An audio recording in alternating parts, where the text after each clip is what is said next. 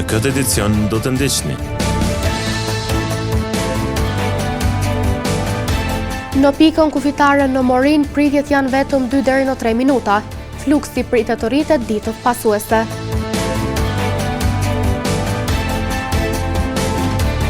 Reduktime e probleme me energji njofazore në lagjen Mulla Jusuf.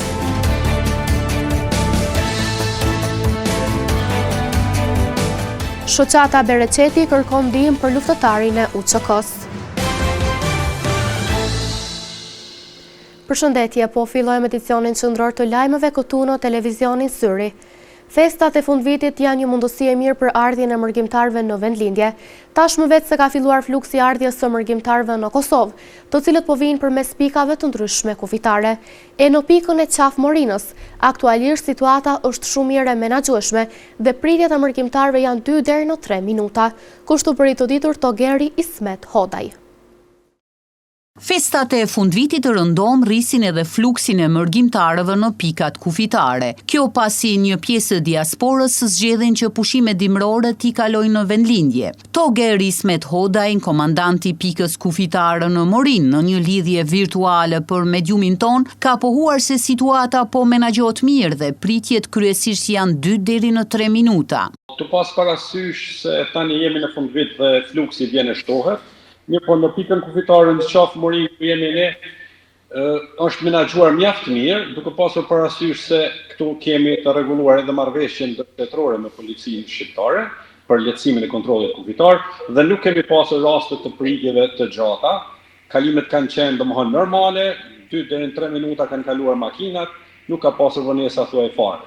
Madje Togeri shtoi se në ditët e ardhshme dhe mund të kemi fluks më të shtuar, por policia kufitare është e përgatitur për secilën situatë. Do të pritet një fluks pak më i madh në krahasim me këtë që kemi pas deri tash, por ne si policia e Kosovës kemi marrur masat edhe në menaxhim të fluksit, si me personel, si me praktikë të kontrollit kufitar, do të thotë nuk do të kemi ndonjë problem që vlen të theksohet dhe qarkullimi do të jetë i mirë dhe do jemi në shërbim të qytetarëve që mos ketë vonesa të panevojshme dhe të kryen detyrat në mënyrë më të mirë të mundshme. Ndërkohë, Togeri Hodaj bëri të ditur se edhe në pika tjera kufitare me Shqipërinë situata pothuajse është e njëjtë, ndërsa në disa pika tjera me pak ndryshime të fluksit. Në bazë të informacioneve që kemi edhe në pika tjera, sidomos në pikat ku kufizohemi me Shqipërinë, domethënë është thuajse i njëjtë, nuk ka pritje të gjata. Kurse në pika tjera ndoshta varion pak me ndryshime në pjesën me siguri në pjesën e kufirit me Serbinë, atje ndoshta ka pak më tepër, ndërsa sa i përket pikave kufitare me Republikën e Shqipërisë nuk ka deri më tani në bazë të informacioneve që edhe janë zyrtare, edhe në bazë të raport që dërgohet çdo dy orë në qendrën e menaxhimit të kufive, nuk ka pritje të gjata. Variojnë 2, 3 deri në 5 minuta në hyrje të Kosovës. Kujtojmë se përveç hyrjes në Kosovë, pritje kanë raportuar bashkëdhetarët edhe në kufirin Kroaci-Serbi deri në 8 orë. Me uljen e temperaturave dukshëm kanë filluar edhe reduktimet e energjisë nga ana e KEC. Ekipi ynë sot ka trajtuar ankesën e banorëve të lagjes Mulla Jusuf, të cilët ka disa javë që po përballen me energji njofazore, duke mos pasur mundësi të kryejnë si duhet obligime ditore, madje as ngrohjen e ambienteve ku banojnë. Në lagjen Mulla Jusuf, banorët prej disa ditësh po përballen me reduktime të vazhdueshme të energjisë elektrike. Banorët e kësaj zone krahas problemit për ngrohje të hapësirës së banimit, kanë frikë se mos po ju prishën edhe pajisjet e anvistërisë nga rryma njofazore, e cila asnjëherë nuk është e njëjtë. Këtë shqetësim komunitar e ndau me mediumin ton edhe me ndërluzha. Situata nuk është e kënaqshme me rrymë. I ka 3 ditë që në mungon një fazë. Ndryqimi publik është krejt tërë, sheshi, agronorama, do më thonë. Kemi probleme, kem raste që vjen nalët në rrezikojnë këto modjek makinat e prizat e kuta di une, që t'javën e kalunën kemi pas problem, lagja e unë. Po me vështirësi, të i bartë me kabla vazhduse, të marrë aty ku kemi rrymë me përqu rrymë në aparatin që na duhet, në për friza, në për televizora, ndryqimi nuk e kemi, edhe në përshtypia, dhomë, dhe më thonë, kur të mungon posa, këto probleme shfaqen. E qëto i kemi pos gjatë javës kalume. Ngrojen e kemi me rrymë, kryesisht me qëto klimat është që shumica i kanë vendosë, edhe na që ashtot. Ka herë ndodhë që duhet mi bartë edhe për klimë, rrymin me marë, tjetër kund, vish me punu klima se dimni e bënd vetën.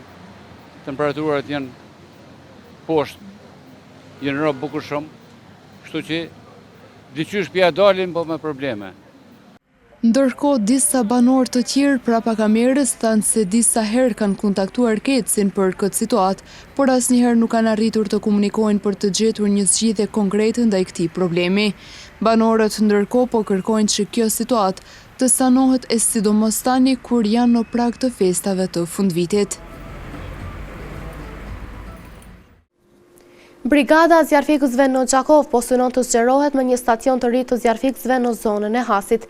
Lokacioni vetë është përcaktuar, ndërsa sot është pranuar edhe donacioni i parë që do të shfrytëzohet për këtë stacion të ri. Në fshatin Rogov të komunës së Gjakovës po synohet të ndërtohet një degë i brigadës së zjarfikësve të Gjakovës.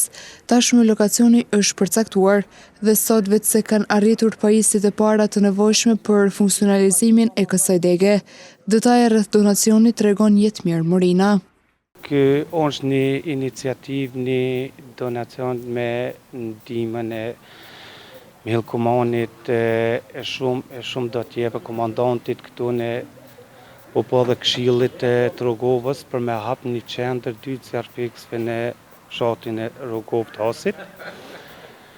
Kur atjene janë ma masët për vendin e kanë gjetë për mu hap depoja, mu maru atyne. Këtu në është sot shemëll kamioni parë që ka arë me pajisje prej atje ku do përfiton që ma fshati e Rogovës këtu në për mu hap njësia, mu kompletu se shka ka nevoj gjitha. Po kënë është vetëm fillimi i pajisjeve ose materiale që është orë këtu ne. Mund me thonë se ndoshta as 5%, 10% nuk është i materiale se shka ka marrë. Po përveç kësaj është një sen që këtu ne ka me përfitu shumë edhe brigade e njësisë zjarfikësve të Gjakovës. Po jom i bindër se edhe shumë brigada tjera të zjarfikësve që janë me kushtet këqija që ka nevojë më shumë, dhe më thonë që ka mush përnda materiale, se ka marrë dhe atë shumë material që nuk mundet mi hinë punë vetëm Gjakovës apo Rogovës, po mundet me përfitu edhe qendra tjera të zjarfikësve të Kosovës. Ndërkaq Nuhi Berisha tha se qëllimi është që hapja një stacioni të ri të zjarfikësve në zonën e Hasit është shumë i nevojshëm. Rogova Hasit, me rrethinën e Hasit që janë 30 fshatna, ka nevojë për një pikë të zjarfikësve, edhe pastaj me ndihmën edhe të komandantit të njësisë zjarfikësve Gjevdet Lahijaj, edhe Mihël Komani, Gjevdet Brahimaj, edhe kemi fillu pastaj me Jetmiri tash veç pashijet i ka prunë pajisjet e zjarfikësve.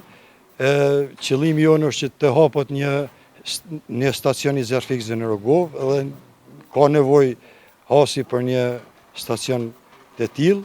Kujtojmë se Brigada e Zjarfikësve të Gjakovës në vazhdimsi pranojnë donacione të ndryshme. Vigan Morina, ekspert në fushën e Forexit, ka bërë të ditur se në tregun e kombimit valutor, njeriu mund të investojë aq sa ai ka mundësi të humbas. Eksperti Morina gjithashtu shtoi se nuk është domosdoshme që të ketë shuma të mëdha për inkuadrim në Forex, nga se aftësia është ajo që ka vlen më shumë. Tregu i kombimit valutor i njohur me emrin Forex është tregu global ku kombehen monedha të vendeve të ndryshme, tashmë një realitet i njohur për botën. Eksperti në fushën e Forexit, Vigan Morina, i ftuar në emisionin e mëngjesit Ama mirë këtu a atje në televizionin Syri e Top Radio, është shprehur se nuk është domosdoshme që të ketë shuma të mëdha për inkuadrim në Forex, nga se aftësia është ajo që ka vlen më shumë. Nuk duhet me pas shumë të mëdha për shkak se qëtash unë edhe vetë jam të ndërtu kanaldale një projekt, është në fazat fillimit, që jam edhe vetë të i financu tregtar që janë sukseshëm, a fjalla që e kanë dëshmu vetën edhe kanë statistika reale, domethënë në MyFXbook ose dikon, ose ajo platforma që i vetë kanë. Kështu që në një farforme nuk vyn çfarë shumë sa kujtojnë njerëz. Domethënë këtu vjen aftësia, këtu paguhet aftësia, se parën këtë treg ka sa dush. Thjesht vjen njëri që din mirrit ato dhe nuk din merat e poshtë. Tutje Morina ka treguar edhe një formë të shpeshtë të mashtrimit në Forex. Një formë e shpeshtë është kur brokeri, vendi ku i regjistruti, si më thon banka ku i regjistruti, brokeri ty ta imponon me t'imponon thot hin traktoti këtu. Ai nuk ka drejt ligjore, domethënë ty me t'imponu çka ti më vendos me traktu. Morina ka bërë të ditur se Forex në krahasim me kripton është më i sigurt e më stabil. Kripto është dek tjetër, Forex është dek tjetër, po Forex është në përgjithësi më stabil, më i sigurt, më nuk ka fitime të larta në krahasim me kripto. Se në kripto shumica vëdhëzen me nafak. Një pjesë e madhe vëdhëzen me nafak, realisht, ama për shembull tradhtimi në Forex ti aki pa euro dollari 1.20 është në kohën. Ai nuk bëhet 1.20 dhe më bën 1.3 ose 1.5, 10, nuk bëhet. Eksperti në fushën e Forexit bëri të ditur gjithashtu se në këtë botë është e rëndësishme që të investoni aq sa keni llogari të humbni. Investimet e para kur s'keni eksperiencë, përdorni çat sa keni llogari me humb. Pra nëse 50 euro, 100 euro nuk ju dëmtojnë në xhepin, në rutinën tonë editore, investoj çat. Apo dhe mos sen çikja, se do një çdo mësim me pagun këto, çdo mësim me pagun. Morina mes tjera shpreh se është e rëndësishme që në këtë pjesë të punohet me mençuri, sepse shuma të mëdha mund të zhduken brenda minutës.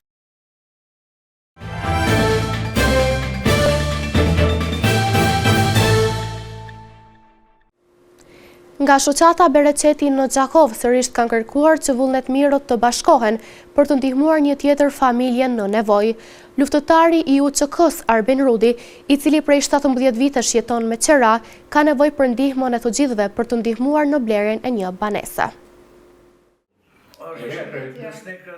Sot në Gjakov është apeluar për ndihmë. Ajo është adresuar për të ndihmuar Arben Rudin, një çudittar i njohur për ndershmërinë dhe punën e tij. Një herit luftëtar i ushtrisë lirimtare të Kosovës dhe ish pjesëtari i TMK-s, i cili prej 17 vitesh jeton me qira në kushte të vështira. Nisma për të ndihmuar ish luftëtarin Rudi është marrë nga bashkëluftëtarët e tij, miqt, veteranët dhe anëtarët e shoqatës Bereqeti në Gjakov. Si fund të vit jemi mbledhur bashku me komandantin nderuar dhe shokët e Benit, ta bëjmë një apel përbashkët nga vendi, duke di se diaspora vetëm që ka ardhur tek ne tash, bizneset e shumta, shokët që ka pas Beni bashkë në atë luftës, ta gëzojmë një banesë. Beni në ngjetë Gjakova, është burr punëtor, burr i ndershëm, është babi 2 vajza të bashortën, me spova të rreta që ka pas të rjetën, i smur, jetën me qira ata 17 vite. Në dashur të ka ardhur koha që shpejt ta gëzojmë një banesë. Një banesë kemi gjetë nga Ahmet Ibra, e cila kushton 45.000 euro, i ka 80 metra katruar në qendër të Gjakovës, na kalon 40 ku ka marrë vesh që bëhet fjalë për Benin. Një shumë afër 10.000 euro kemi premtime me komandantin, me shokët që cilë na kanë premtuar. Kemi me të për pak mbar Zoti, zbashku të gjithë, ja blejmë dhe gëzojmë sa më shpejt. Organizatorët u bujnë thirrje të gjithë qytetarëve, bizneseve dhe diasporës që të bashkohen në këtë apel, me qëllim që sa më shpejt të sigurohet banesa për Arben Rudin dhe familjen e tij.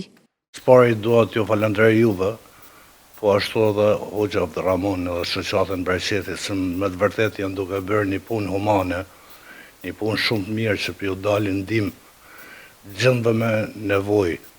Ne Benin e kemi bashkë luftëtar, ka jap kontributin e vetë gjatë luftës, po ashtu dhe pas luftës ka punu në TMK, edhe tash punon, po jeta është të tillë ka njëherë, nuk mundet mja dal njëri, po falë Zotit edhe bamirësave që po i ndihmojnë atyre që kanë nevojë, besoj që bashkërisht do t'ja dalim që ta ndihmojmë Benin në këtë, sepse meriton edhe kë ta ketë një kulm për mbi kry. Ndërkohë, Arben Rudi falenderoi të gjithë ata që po kontribuojnë në këtë nismë, duke theksuar se prej vitesh jeton me qira dhe se kjo mbështetje për të dhe familjen e tij është një shpresë e madhe për një jetë më të qëndrueshme. Fal shoqatës Bereqeti, Hoxhës edhe komandantit veteranëve që u bë ky grumbullim së di aksion, për më një mu, inshallah e shpërblej.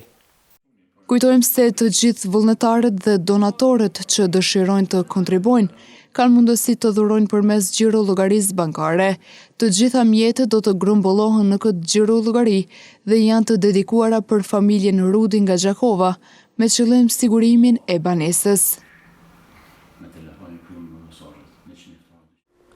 Një varg aktivitetesh janë mbajtur në shkollën e muzikës Prenk Jakova në Gjakov gjatë gjithë vitit, mirë po ato janë intensifikuar gjatë muajit dhjetor, me qëllim që secili nxënës të performojë dhe të shijojë skenën.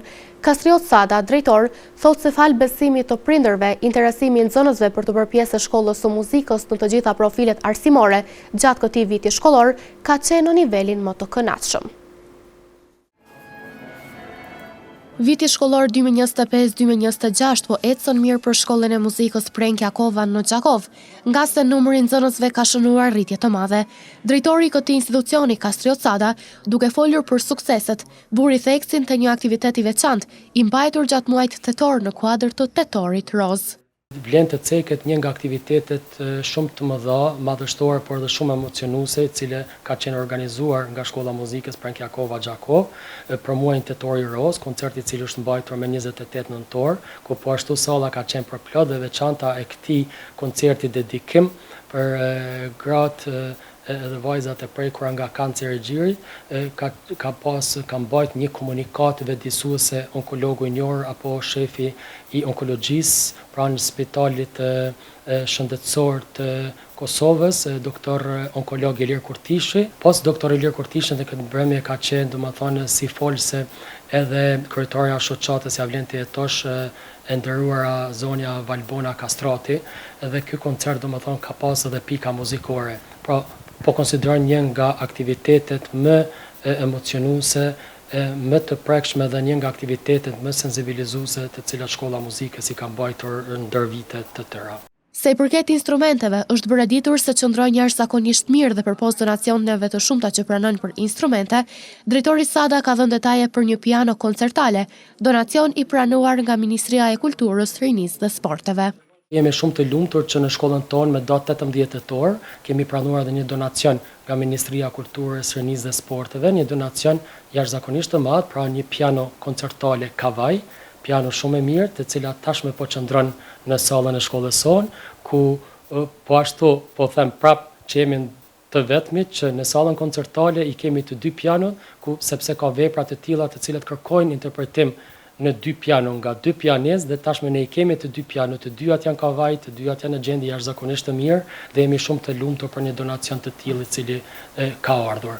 Drejtori Sada tregoi më shumë detaje në lidhje me koncertin e fundvitit që do të mbahet nesër mbrëma në sallën koncertale të Shkollës së Muzikës Prenk Jakova. Nesër mbrëma, domethënë datë 23, me fillim në orën 19 në sallën tonë koncertale të Shkollës së Muzikës Prenk Jakova Gjakov do të shfaqet një koncert jashtëzakonisht i mirë festiv, me pika ekskluzivisht festive do të jenë, ku pos pikave solo, ku këto pika solo domethënë janë përzgjedhur nga secila klasë, secilin mësimdhënës klasëve individuale, pra nxënësit më të arrirë të këtij semestri do të prezantojnë nga një pikë solo, po ashtu do të kemi edhe pika kamertale, dhe e veçanta këtij koncerti është sepse do të prezantohen edhe të dy koret, kori i shkollës së mesme të ulët, kori i shkollës së mesme të lartë dhe të dy orkestrat. Orkestra e shkollës së mesme të ulët dhe orkestra e shkollës së mesme të lartë, ku bashkë në këtë orkestër do të jenë nxënësit dhe mësimdhënësit e shkollës sonë. Kështu që ju ftoj të gjithëve të jenë pjesë e këtij koncerti shumë të mirë dhe shumë të bukur. Drejtori Sada mes tjera është shkashtuar se ky vit ka qenë i suksesshëm, qoftë edhe me debutimin e korit të Shkollës së Muzikës në festivalin Ditët e Nëntorit, bashkë me sopranon botërore Ermonela Jahon, qoftë me koncertet e klasëve individuale, klasën e baletit dhe koncerteve tjera, duke shënuar kështu një përmbyllje të bukur për vitin 2025. Në vazhdim të ndjekim parashikimin e motit për ditët në vijim.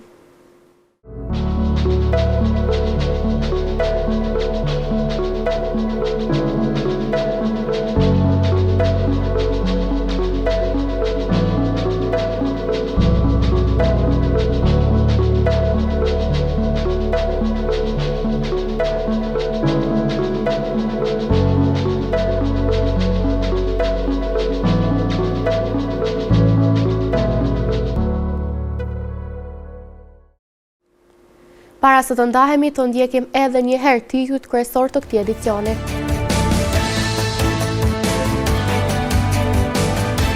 Në pikën kufitare në Morin, pritjet janë vetëm 2 deri në 3 minuta. Fluksi pritet të rritet ditët pasuese.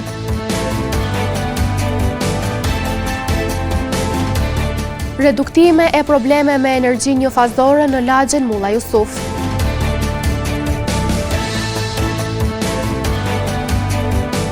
Shoqata Bereqeti kërkon ndihmë për luftëtarin e UÇK-s.